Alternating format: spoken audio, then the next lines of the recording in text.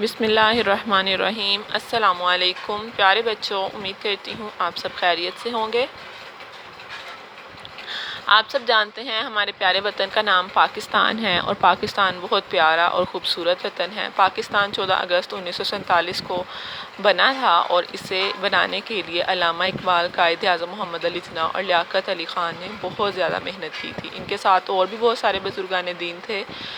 اس کے علاوہ پاکستان جو ہے بہت خوبصورت ملک ہے۔ اس میں سمندر، کھیت، دریا، باغ اور ایسے بہت سے مقامات ہیں جن پر ہم جا کر سیر کر سکتے ہیں۔ ہمارے ملک میں گاؤں بھی ہیں اور شہر بھی ہیں۔ ہمارا ملک پاکستان، اس کے 4 صوبے ہیں: پنجاب، سندھ، بلوچستان اور خیبر پختونخوا۔ اور پاکستان جو ہے یہ ہمارا پیارا وطن ہے، اور ہم اپنے پاکستان سے بہت زیادہ پیار کرتے ہیں۔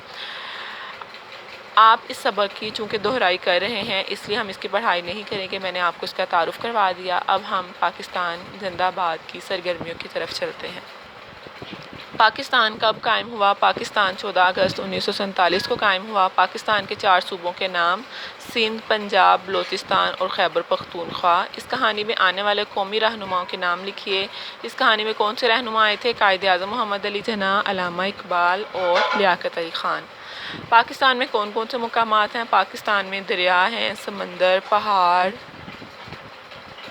میدان، باغات۔ الحمدللہ ہمارے پاکستان میں ہر خوبصورت مقامات پائے جاتے ہیں، بہت سے خوبصورت مقامات پائے جاتے ہیں۔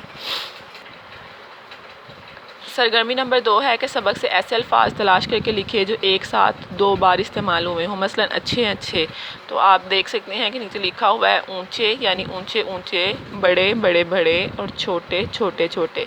اسی طرح سرگرمی نمبر 3 ہے کہ پاکستان کا پرچم بنائیے اور رنگ بھریے۔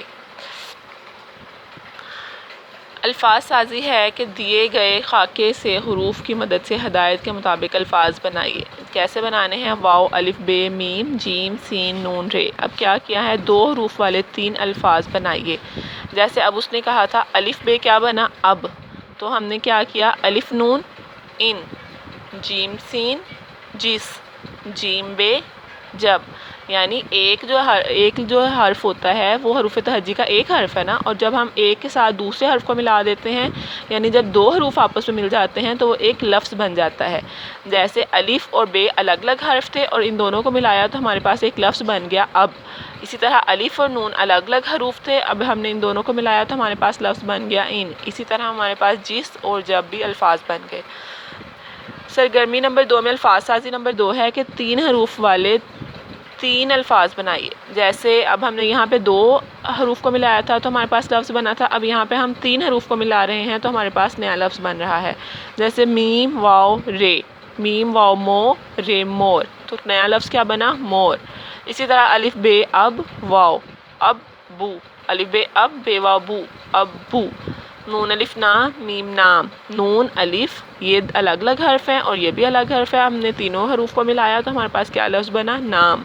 اس طرح سین واو سو، میم سوم۔ عزیز طالبات، امید کرتی ہوں کہ آپ کو سبق کی اچھی طرح سے سمجھ آ چکی ہوگی۔ اب آپ کا گھر کا کام یہ ہے کہ آپ نے پاکستان زندہ باد سبق کی پڑھائی کرنی ہے، املا کرنی ہے اور اس کی تمام سرگرمیوں کی دہرائی کرنی ہے۔